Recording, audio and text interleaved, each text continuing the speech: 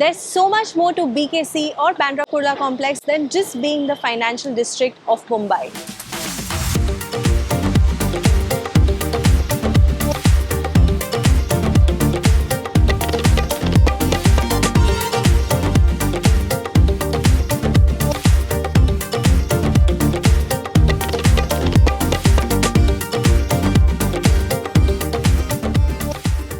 Everyone and welcome to SugarSpiceNice. My name is Shweta and in this video I am in BKC, Bandra Kurla Complex. Now this area is known as the financial district of Mumbai city, but of late there have been so many fun and interesting things to do here in BKC, so I thought of coming here and checking them out. Right now I'm at NMACC, Nita Mukesh Ambani Cultural Center. Now this is a one of its kind cultural center in Mumbai, and ever since this has opened up, the hype is real. I don't think Mumbai has had something of this magnitude for cultural displays and events. Music, dance, theatre, exhibitions, there's so much happening over here. They have different things playing and they even plan to get the Broadway here in India. So right now I'm headed to watch Sangam or Confluence here. So there are 4 different levels of art display here at Sangam Confluence, and for an art lover I think they'll have a field day just looking at all the different display pieces.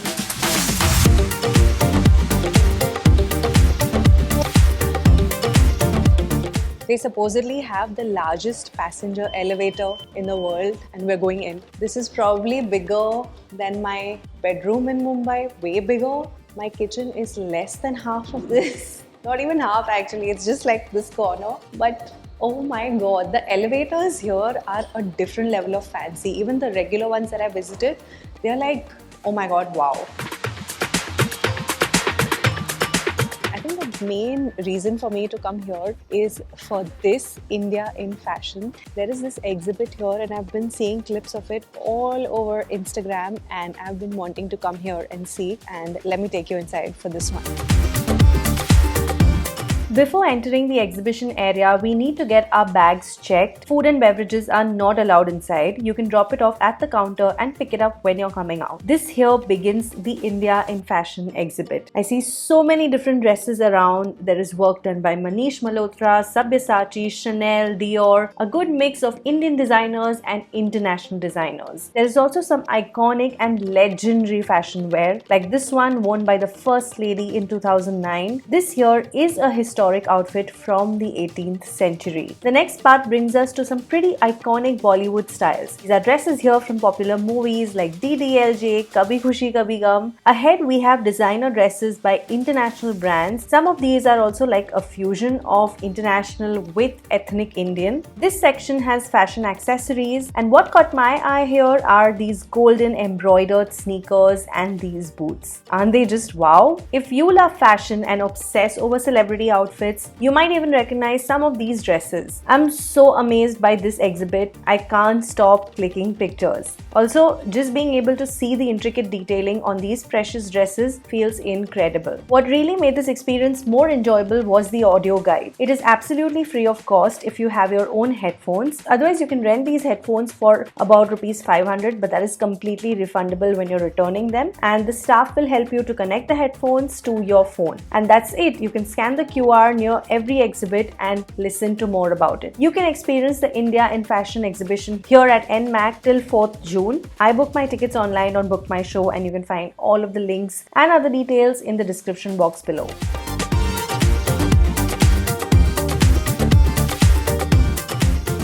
I think for me, this has been a truly unique experience and feeling. I think I enjoyed the India in Fashion thoroughly. It was so good to see like real, actual outfits from like specifically different times. It just shows you India's place in global fashion. Honestly, because I love fashion and I love reading about it, I think that actually made for a very, very interesting display for me. The art one, I'm not that much of an art lover, so it was okay.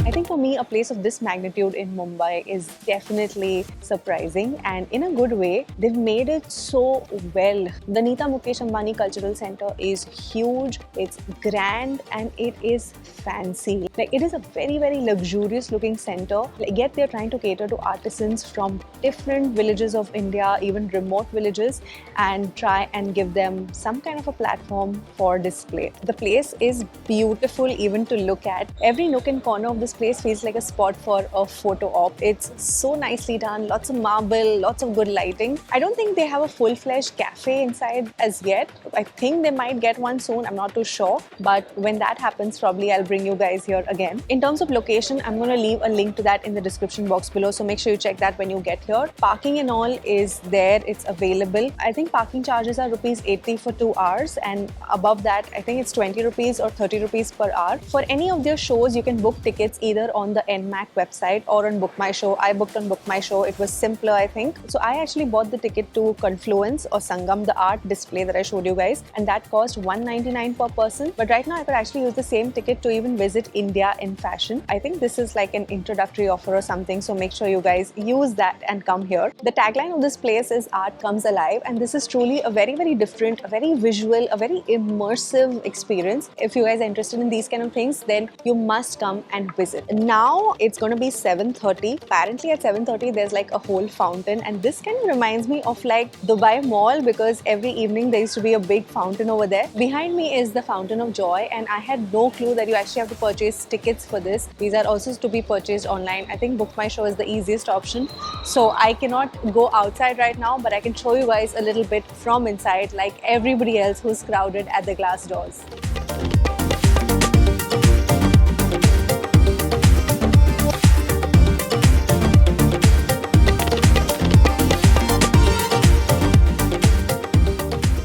Hello, how are you? No, I'm not asking you guys. I'm telling you about the next place that I'm visiting. This is Cou Cou by Oberoi, a patisserie inside Jio World Drive. It is on the ground level, and this is like a really cute, a very welcoming cafe patisserie of sorts. Their selection of dessert looks delectable. Today, I thought of having a croissant. If you guys have seen that Instagram reel, then you know what I'm talking about. But I wanted the one with chocolate, which is actually not called croissant. It's called pain au chocolat. I hope I'm pronouncing it correctly, and that's exactly what I've ordered.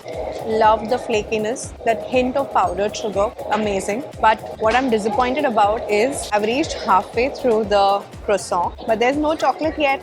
There's got to be more chocolate, and I asked them to like warm it up, so at least from somewhere it should have oozed out. All the chocolate is literally on the second half of the croissant, and we're trying to get to it now. It feels like I've literally had a war on my plate here, because it just took a lot for me to get to the chocolate. This feels good. It's dark chocolate. I wish they had like warmed it up a little bit more, but it's really, really good. I actually didn't get a chance to stop for tea or coffee or anything today, and now it's kind of that time where I don't want to have that because I'm going to go for dinner in a bit, but I still need a little something. So I'm trying their fresh orange juice. Nice, refreshing.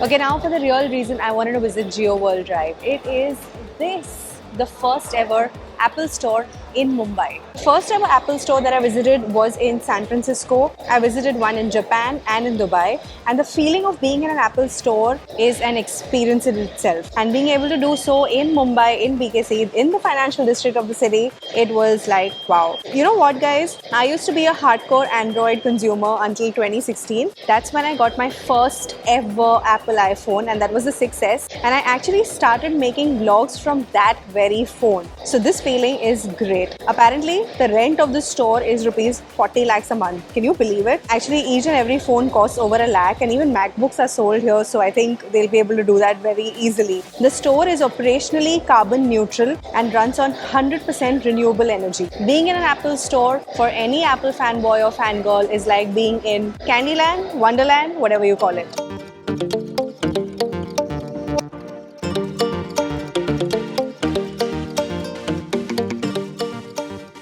I think overall this mall is almost like one of the first uber luxurious malls in Mumbai. There is Palladium, but the number of international brands here is way more. I think there are almost 75 international brands here, and also many other restaurants and food chains. They also have a drive-in theatre, which I have never experienced in my entire life, but let me know if you guys would like to see a video on that. I'd love to experience it for the first time with you guys. So now I'm going to be roaming around the mall for a little bit. Very fancy brands here. It's more of window shopping than actual shopping, but let's do it.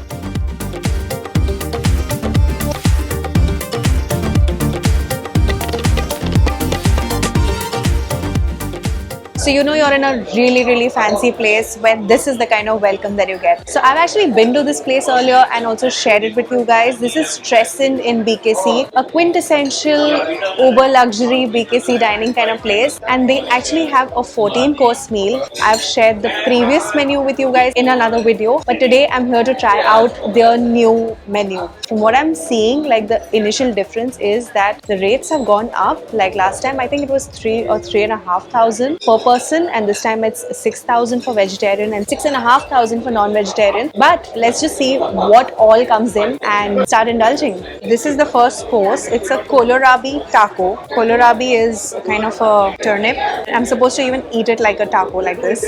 I think the first flavor that hits you in this is that of yogurt, really creamy yogurt, and of chutneys. I couldn't really feel any other flavor. This was a good start. And today somehow I'm like really hungry because I've been walking around a lot all through evening, and I'm just like, please give me more food and more portions really quickly.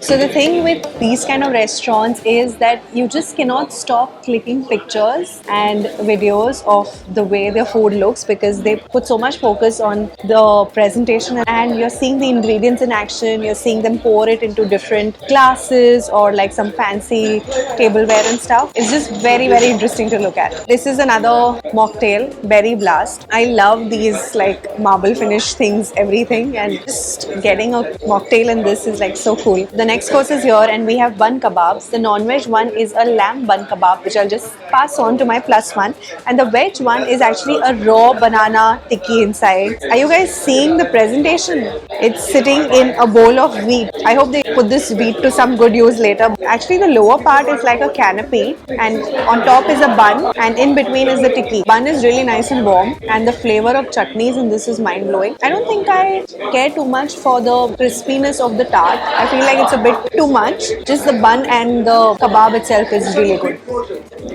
Here I have probably one of the most interesting presentation of amras. So it is in an achapam. Achapam is usually a rose-shaped cookie which is made of rice flour. This is a star-shaped one, and inside it is the amras, and I think there's some black lime chutney. This is a good kind of crunchy, sweet and sour. That's the flavor of this. This is delectable. I think I like it more with like every morsel. If this was in a plate, I'd probably be having most of it. The minute you reach the center part of the achapam, the amras kind of starts overflowing and it feels more sweet. It's these kind of innovations that, you know, you come to such a place for. Okay, now we have something which is Asian, Japanese inspired. So this is a pani puri with rice inside. It's called a pani puri pork bowl. It's got everything that an Indian pani puri doesn't have. Before every course, the chef or the staff here very kindly come and explain what you're eating, the ingredients and stuff to you. Like, you try and listen to that with your full attention, but still there's so much of experimentation, there's so much information in one go that it's tough to grasp all of it. So what I remember from him telling me is that it's a very citrusy feeling dish. I think the sourness in this is of a different level. There's also a hint of something spicy which is kind of hitting my throat. But I have to tell you guys about the size of the puri itself. It's XL, like it's giant. There's no way you can put it all in one go in your mouth. Anytime I have something with the slightest bit of a Japanese twist, I'm reminded that I'm yet to develop a palate for it. This is not my type. With every course, you also get fresh cutlery. I mean, when the course needs cutlery, they'll come and give it to you. right before. Imagine a dish that is presented to you like this. I mean, how do you not go crazy clicking pictures? That's just what happened to me, and I have forgotten what they call this, so I'm going to check in my menu. This is ghevar, like the top portion is like a ghevar. You can see that net and the jali. There's an avocado, kachalu and chaat seasoning. So the way he told me to enjoy this is smash the ghevar, mix everything and have. Wow, it just like went off in one go. There's a flour here in the presentation. I don't think I'm gonna eat it. Probably you can eat it. From the inside, it's like a proper chaat. It's also a few microgreens. The ghevar has a beautiful texture. It's crunchy, but like the minute you bite into it once, kind of mellows down, and it's like neutralizing all of the different chaat flavors. So there's chutney, there's yogurt, there's masalas. Everything is getting neutralized with it. Somehow the ghevar is kind of working like how save works in a chaat, just putting everything together. I think it is made of besan. That's why it's giving that feel, but so interesting, so unique. There's also some chana, chickpeas in this. I don't think I could ever do even 1% of all of this experimentation in my kitchen, and that is the reason why you probably come to these kind of places. Okay, so this time I'm actually trying their new menu like I told you guys earlier, but if there's one thing that I remember from their last menu is the tomato rasam. I had enjoyed it so much, and the next course is that, so I'm so glad they've actually retained that. Here is the tomato rasam that I was talking about. But let me just tell you about this. This is a salad with an aloo jeera foam, and I think these are fried potato chips on top. The other ingredients in this are water chestnut and asparagus, and the way he told me to have it is one bite of the salad and a sip of the rasam. Okay, I've had 2 bites and 2 sips. The rasam is equally good even now. It is tangy. I don't know if there was like a way to describe a perfect rasam. It's this. And it's not overly spicy. Like, it's hitting my throat in just the right spots, not making me cough or sneeze or get hiccups. Those are things that are very important when you're sitting in a fine dining restaurant. Okay, now the next course is a form of paniyaram. So normally paniyaram is made with urad dal, but here he said they make it with rava. It is sitting in a parmesan moili, and there's a little bit of gold leaf on top. These are details that you just cannot miss. And also the chef told me that this is going to be like a sweet and spicy flavor. The crunch of the paniyarams is a different level. I think rava kind of does that, and also the way they made it. He explained to me the procedure, but I was just too focused on the way it looked to be able to decipher everything. So I don't know why, but I felt like the cheese sauce wouldn't be warm, but it's warm and it's adding like a very comforting quality to the dish. I think normally people feel that these courses are too tiny to actually be a full meal, but whole menu, it's called a degustation menu. It's designed for like a whole series of small courses which are quite filling. Right now, kind of beginning to feel a little bit full. This course is all about that flavor and that aroma of onion, and I am not complaining. I really like it. This is called tortellini. So it's like a pasta which is stuffed with blue cheese. I'm not the biggest fan of blue cheese. I cannot handle the typical smell and taste of it, but they told me there's just a hint of it, so I'm okay. And it's actually sitting on onion kachori sort of a base, and there is an onion nihari. I've heard of nalli nihari, but this is onion, and the non-veg version of this is actually in mutton. So let's just enjoy our onion nihari, the pasta course. What a fusion.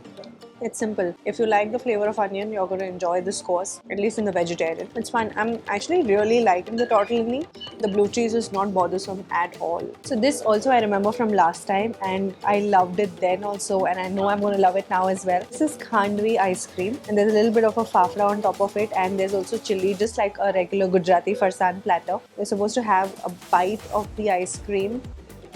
It's sitting on a base of raw papaya, which is so good. A bite of the chili, and then some khandvi. Gujarati food is just so happiness inducing. I love Gujarati food. You guys too? Let me know in the comments. So this was actually the palate cleanser course, and now we're moving to the mains. I remember last time also I asked them whether you can repeat anything, but they insist that you wait till the last bit of the main course, which is like their super famous khichdi, and then you ask for repeats. I don't think I'm repeating anything today. I'm already feeling really full. This is jackfruit in a peanut butter curry, and you're supposed to have it with this malabar paratha. Somehow I'm not the biggest fan of jackfruit, so this is one course that I didn't enjoy the most, but the next course is one of my favorite.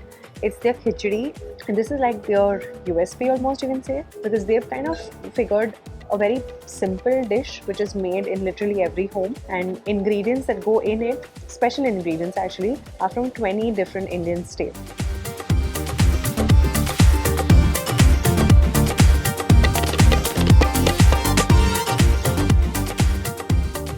So I had 2 courses of dessert already, and this is the last course, not just of dessert, but for the night. And it's supremely late, and I am extremely tired, extremely full. But we're going to be ending this video with a bite of coffee stones. Last time they had pan stones, this time coffee. This was exactly what I didn't need at this time of the night. This coffee is going to keep me awake for a really long time. I'm not ready for that. So that is really it from me in this video. I'll see you in my next one. Bye.